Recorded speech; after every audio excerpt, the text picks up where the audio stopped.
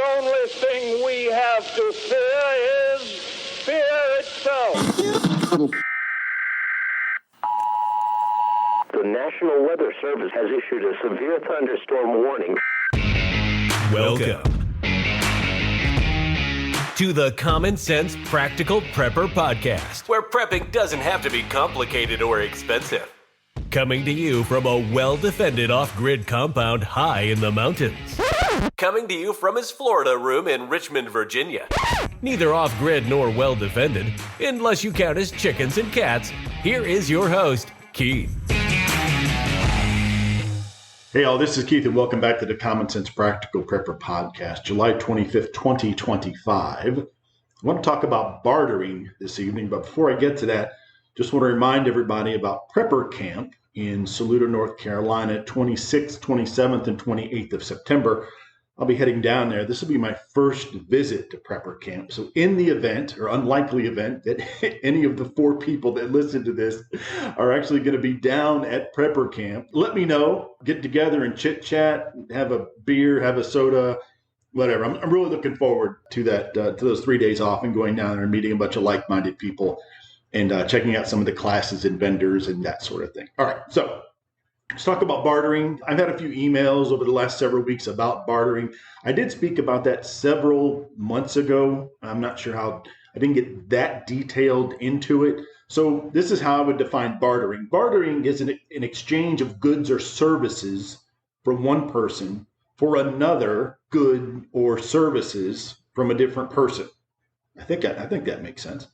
So here's an example. So you have a neighbor who's a dentist and you're a handyman or you're a roofer, and the dentist says to you, hey, if you put a new roof on my house, I will not charge you for your dental visits for the next year or 2 years, whatever it happens to be. Now, the big question and one of the big variables when it comes to bartering, what value do you place on the goods or the services that you are providing? And obviously it needs to make financial, air quotes, financial sense to both parties, or it's not going to be worth it. So here's an SHTF situation, and there are endless variables. You can go down such a rabbit hole with these, so I'll keep it simple for this discussion. And again, something is worth only as much as someone is willing to pay for it. So an SHTF situation where there's a significant disruption in the supply chain. And I know I spoke about this before, but in 4 days, if a grocery store does not receive, let's say Monday, if their truck does not come in on Monday, by Thursday, they're going to be out of most of their food. Now, this is not an SHTF situation. This is reality. If the truck does not come to Kroger on Monday, just with regular purchases, they're going to be out of most of their products. So just imagine in a major supply chain disruption that if there's some panic buying, then obviously it's going to happen a lot quicker than just the 4 days. And with that supply chain disruption, we're talking about fuel for trucks to bring the supplies or for the trucks to bring anything to the folks that need to get it in any particular store. So given that information, you're going to have people that are going to be panicking, even providing the timeline, let's say several weeks. So several weeks, we've been told when this situation that things are going to get back to normal. Okay, well, things overnight. So let's say things have changed, the supply chain is starting to pick back up. It's going to be probably several weeks again on top of the initial outage before things get back to normal. You'll have people who don't believe what the government says, hey, we're going to be back online, or the fuel's going to hit the trucks and we'll be back to filling up the stock, the shelves at Kroger in 7 weeks. There's going to be people who don't believe that wherever they get their information from, and they're going to continue to panic buy. All right, so those who aren't prepared, what do they need? What do you have to offer them? They probably don't have a lot to offer. So do you just give your stuff out? No payment or barter. Now, me personally, I am not going to do that. Call me a mean person, call me a Scrooge, but I'm a very firm believer that charity begins at home, and that it's my responsibility in this particular example, it's my responsibility first to take care of myself and then take care of my family. So back to this big question. What can the neighbors offer you for, let's say you have a dozen eggs, all right? I have chickens. So they have a dozen eggs. They need 5 gallons of gas. I've got a jerry can. Let's say I've got a jerry can full of gas, 87 octane that most vehicles will run. And they need that gas to bug out, get to a store. They've heard has food several hours away, whatever the situation happens to be. So what are they going to be able to offer you? You maybe something out of your freezer, or something that they have that you can put into your freezer. Now, mind you, in this situation, we have solar power, so we're able to power our fridge and freezer, and maybe a fan, maybe a light, just depending on what kind of solar setup you have. Again, going back to the lack of fuel, most folks run or get their electricity, you go downstream, it's going to be from a coal-fired electric plant. Now, during the summer, I live about 5 miles from a coal-fired electric plant, and during the summer, there are train cars, CSX train cars, coming into this plant nearly 24/7, dropping off coal that primarily comes from West Virginia to feed the power plant to be able to produce electricity. Well, if there's no, I believe trains run on diesel, if there's no diesel to get the coal to the coal-fired electric plant, you're not going to get power.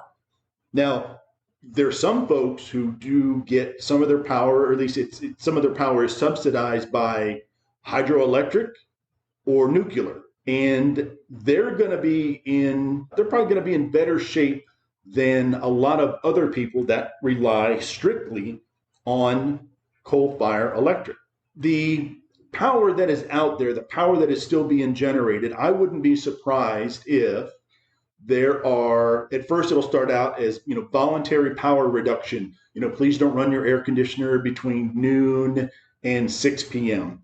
because what power is being generated needs to be rationed. Hospitals, wastewater treatment plants, that sort of thing. And again, go down a rabbit hole as far as that. But again, just to keep it simple, and then you'll have folks that'll do that, but then you'll have a lot of folks that won't. So given this situation, it would not surprise me if the local utility company or the federal government would step in and say that we're going to have rolling brownouts, rolling blackouts to make sure that what power generating ability we still have left is going to be, hospitals, fire departments, other EMS, wastewater treatment, that sort of thing. Let's talk about precious metals. And when it comes to bartering, I've spoken about this before. When it comes to bartering precious metals, you have to take several things into consideration. Let's talk about silver. I can't afford gold. When I'm able to, I am able to invest a little bit in physical silver. There's a difference between like a golden eagle, which is currency. So that is actually minted by and endorsed by the U.S. government. So that is actual currency. I could take that golden eagle, not that I ever would, and pay for something with that today if I chose to. The opposite of that is silver bullion. So when you think of bullion, just think of like little bars, or in silver, they're called silver rounds. The companies or the folks that mint these mint them with all sorts of you can put anything on a silver round. You can put Mickey Mouse, you can put an airplane, you can put a bird, you can put a tree. People will collect those. So silver is, let's say today, I believe it was, let's just round it to $40 an ounce, $40 a troy ounce. And when you get silver, it's like 0.9999% pure silver. Probably a little bit of contaminants. That's why they can't say it's 100% silver. So silver, at any given time, the price is called the spot price. So again, for simplicity's sake, today, silver closed at $40 a troy ounce. You can purchase online, or you can go to a coin shop or a pawn shop. Several places sell these, and get a 1 ounce round, of silver that is worth $40 today. In weight, that is worth $40 today. Now, you go to the store, they need to make a profit. So normally what you'll pay is about $2 over spot, give or take.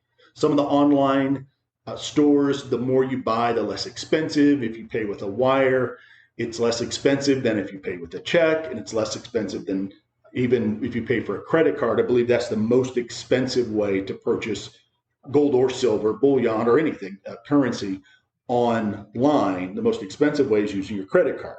Now, the coin shops deal in cash. So you can go in and buy, let's say, 10 1 ounce rounds, and for $40, so there is, 10, so that's 400, and they normally add $2. So it's $2, so it's $80. So 400, did I get that right? $480 for that particular purchase of silver rounds. Back to what you're willing to pay for a particular item. It's not very cut and dry. Again, given on very complicated situations, going down the rabbit hole, what is a 1 ounce silver round worth to the person that you need to purchase something from? So let's go back to the eggs. Let's say the people come to your door and they provide you their luck. Here is a 1 ounce silver round that's worth $40 today, Keith, for 3 dozen eggs. Well, it's all relative, and it doesn't. You're like, oh my gosh, Keith, that's way too much. Why would they want to give you $40 for 3 dozen eggs? Well, they're not giving me $40. They're giving me 1 ounce of silver. Now, tomorrow, that 1 ounce of silver might be worth $32. 6 months from now, it might be worth $57. So they're not giving me money. They're just providing 1 ounce silver round, with the understanding that the situation will right itself in several weeks. You then make a decision on whether that is a good exchange, a good purchase, a good barter in a sense for you. They give me a 1 ounce silver round. I give them 3 dozen eggs, and then we go ahead and call it a day. Another thing about silver rounds is there's always, I guess, the threat that they're counterfeit. So if you give someone a silver eagle, it's minted and by the U.S. Mint.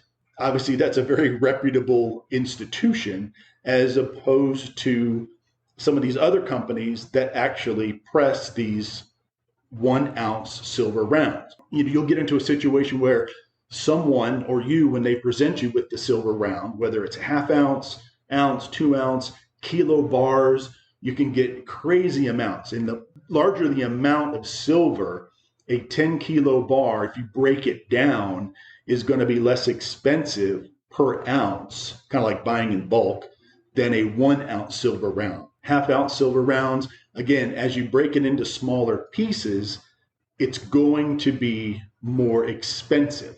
Now, I'm not sure why. Maybe it's that 1 ounce silver rounds are produced so frequently by so many different mint or so many different companies that maybe you have to change the machines. They're not that popular, and that's why they can be a little bit more expensive. Let's say in these silver, like I said, these silver rounds come in, I don't want to say denominations, but they come in different sizes. You can have a ½ ounce, a ¼ ounce, a 1/10 of an ounce. You could present it to them that way. So again, it all depends on what this person is willing to pay. In this case, with the eggs, what I am willing to pay for those 3 dozen eggs. So I think I got it backwards. For the 3 dozen eggs, they give me the 1 ounce silver round, and we negotiate, and then I give them the 3 dozen eggs. Or is it 2 dozen eggs? Or is it 2 silver rounds for 1 dozen eggs? Again, it's all about what you negotiate and what you provide to that person for then what they give back to you. So You know, people talk about medication as bartering, food, water, ammunition. Those are all things that in an SHTF situation can absolutely be bartered. And it really just depends on the situation. It depends on what you have. And, again, when we talk about OPSEC or operational security, what do? Do you go back to your pantry and come out with 3 number 10 cans of carrots, freeze-dried carrots? What is that worth? Number 10 can of ground beef, potato flakes, sugar, flour. In an extended supply chain disruption, sugar and flour, tobacco even, is going to be huge. So what are you going to accept if you're going to provide them, these folks, a number 10 can of sugar, which I think weighs about 5 or 6 pounds. It's a lot of sugar. What is that worth to them? Flour and sugar, and let's say milk powder. Okay, with that, you can make a lot of things. I freeze dry eggs. When I had several more chickens than I have now, I freeze dried eggs, both cooked, scrambled, and not cooked, raw. And I have those in like little plastic bags. I don't know. I forgot how many eggs per bag I have. So what I don't eat, so it doesn't spoil, I normally just give away to friends and coworkers. But the others I have freeze dried. So let's say I have Mylar bag that's 30 eggs. It's a big bag, let's say, and it has 30, the equivalent of 30 raw eggs. That is a lot of eggs. And you combine that with hot water, and you can go ahead and scramble those up. And believe me, I've tried it, and you cannot taste the difference. If you get the egg to water ratio correct, they taste absolutely fantastic. You cannot tell the difference. Now, what I have not tried is the dehydrated scrambled eggs. I need to try those to see how they've worked out. A month or two ago, I did try freeze-dried biscuits and gravy, and let me tell you, it was good. It was not as good as if it was fresh, but when push comes to shove in an SHTF situation, if that's what you have to eat, that is exactly what you have to eat. So again, bartering is very complicated, and I'm not even getting into, like, let's just say today, no SHTF situation, everything is relatively normal. There's tax implications, apparently. So back to the dentist and the roofer, apparently, according to the IRS, you have to claim that amount. So they did the roof. What would it have cost? Well, it would have cost, I don't know, $6,000, let's say, for the sake of conversation. And then the dentist, well, $4,000 worth of work that I provided to John because he did my roof. Now, you're supposed to report that to the IRS. How that gets reported, I don't know, on form blah, blah, blah. But in all honesty, do folks really do that? No. And in an SHTF situation, really the last thing I'm worried about is, here's I need a receipt. So, here's, get the eggs and everything. Oh, let me just get you a receipt here. 3 dozen eggs for Joe the neighbor. And they gave me 1 ounce silver round. Okay, so I'm going to go put that in my tax folder. So when the world gets back to normal, I'm going to can you imagine going to your accountant and be like, they're like, what the heck is this? What are all these receipts? Well, back, 6-8 months ago, when the poop hit the fan, and nobody had any food and, we were kind of desperate. Well, I just, I sold some eggs for this 1 ounce silver round. So if you could just go ahead and kind of work that into my taxes, that would be great. All right, folks, thank you so much for listening. And again, I'll be at Prepper Camp. If you're there, come see me. If you're not going to be there, then you won't be able to come see me. All right, folks. And as always, please be careful out there. Take care of one another. And until next time.